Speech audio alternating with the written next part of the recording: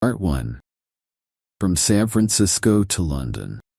When I was 27 years old, I worked in an office in San Francisco. I did my job well, and my future was promising.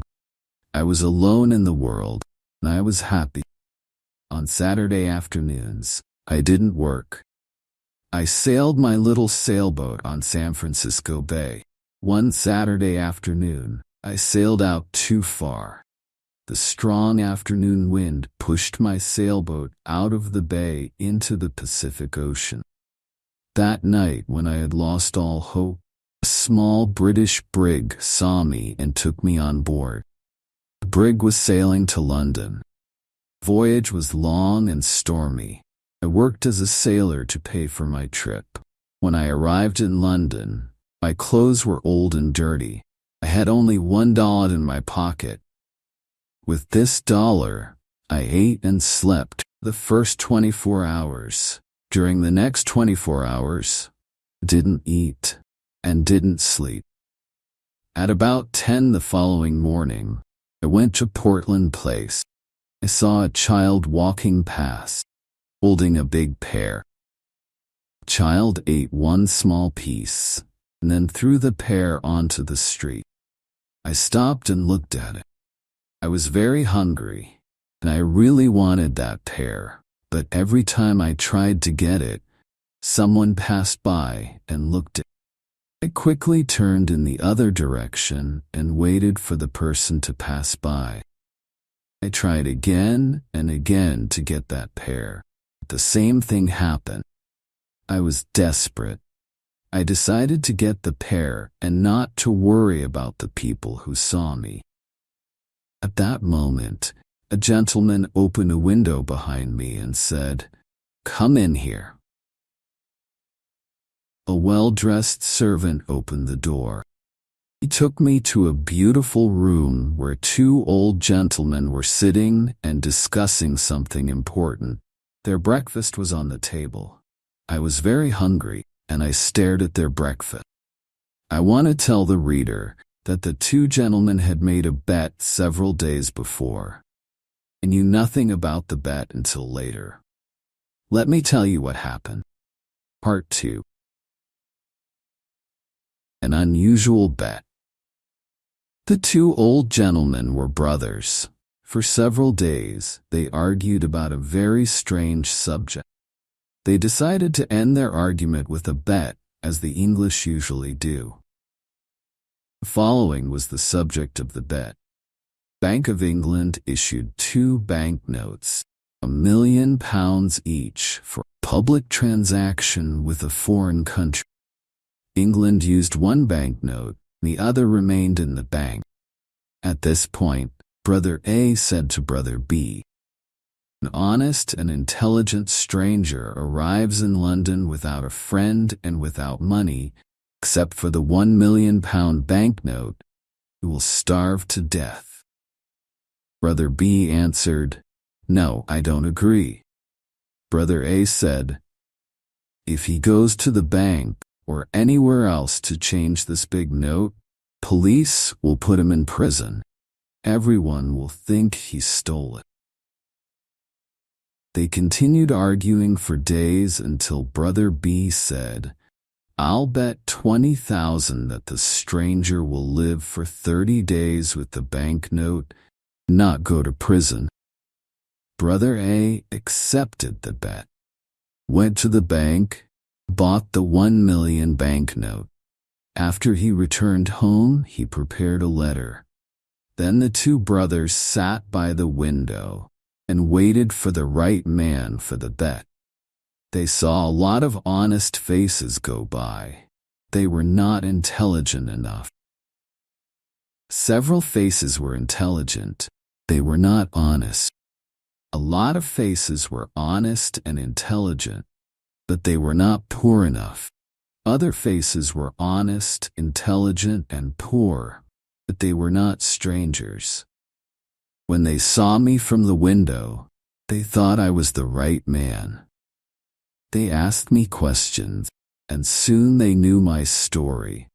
Finally, they told me I was the right man for the bet. I asked them to explain the bet. One of the gentlemen gave me an envelope. I wanted to open it, but he said, "No, don't open it now. Wait until you are in your hotel room, then read it very carefully." I was confused, and I wanted to discuss the subject with them, but they didn't. I felt hurt because I was the subject of a joke. When I left their house, I looked for the pair on the street. It was gone. I was quite angry with those two gentlemen. Far from their house, I opened the envelope. I saw that there was money inside. I didn't stop to read their letter. I ran to the nearest eating place. I ate and ate and ate. At last, I took out the envelope with the money to pay for my meal. I looked at the banknote, almost fainted. It was a banknote worth $5 million. I was speechless. I stared at the banknote. The two gentlemen had made a big mistake. They probably wanted to give me a £1 banknote. I saw the owner of the eating place staring at the banknote too. We were both surprised. I did not know what to do or say, so I simply gave him the note and said, "Give me the change, please." The owner apologized 1,000 times. "I'm very sorry, but I can't change this banknote, sir. I don't have any other money." "Please change this note," the owner then said. "You can pay for this food whenever you want, sir. I understand that you are a very rich gentleman who likes playing jokes on people by dressing like a poor man. You can come here and eat all you want, whenever you want. You can pay me when you want." Part 3. The letter. When I left the eating place, I hurried to the house of the two gentlemen. I wanted to correct the mistake they had made. I was very nervous when I arrived. The same servant opened the door. I asked for the two gentlemen. "They are gone," the servant said. "Gone?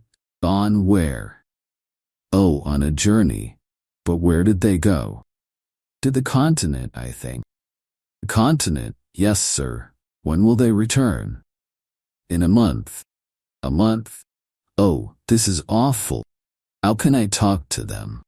It's extremely important." "I can't help you.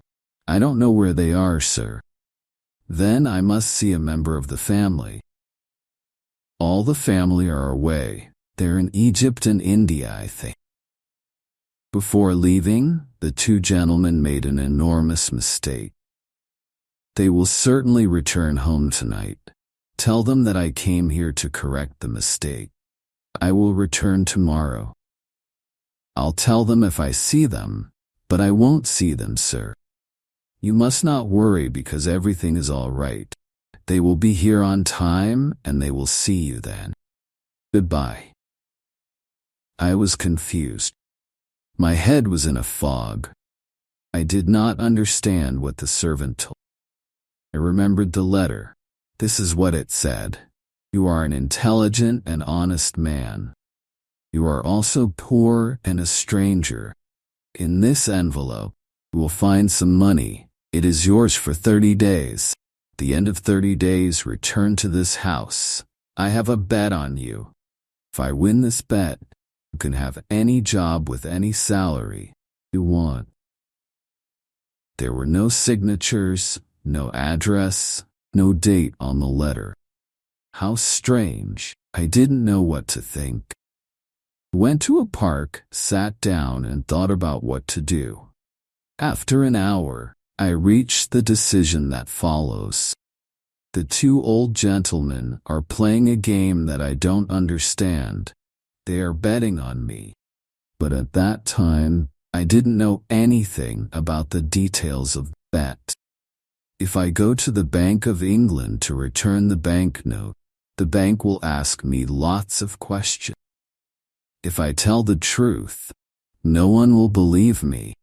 They will put me in an asylum.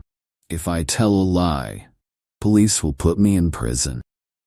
I can't even give it to anyone because no honest person will want it. I can do only one thing. I must keep the bill for a whole month, and I must not lose it. If I help the old man win his bet, he will give me the job I want. The idea of an important job with a big salary made me happy. With this exciting idea in mind, I began walking down the streets of London. Part 4 at Tailor.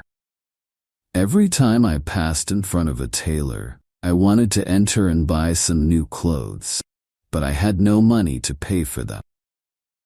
The £1 million banknote in my pocket was useless. I passed in front of the same tailor 6 times. At last I entered. I quietly asked if they had an old, unattractive suit that no one wanted to buy. The man I spoke to nodded his head, but he didn't speak. Then another man looked at me and nodded his head. I went to him and he said, "1 moment, please." After some time, he took me to a back room. He looked at several ugly suits that no one wanted. He chose the worst for me. I really wanted a suit, though I said nothing. It was time to pay. "Can you wait a few days for the money?" "I haven't got any small change with me," man said. "Oh, you haven't? Well, I thought gentlemen like you carried large change." "My friend," I replied, "you can't judge a stranger by the clothes he wears. I can pay for this suit. Can you change a large banknote?" Thanks for joining me today on Storybook English. If you found this lesson helpful, don't forget to like, subscribe, and click the bell icon. Stay updated with all our latest videos. Keep practicing, stay curious, and I'll see you in the next lesson. Happy learning, everyone.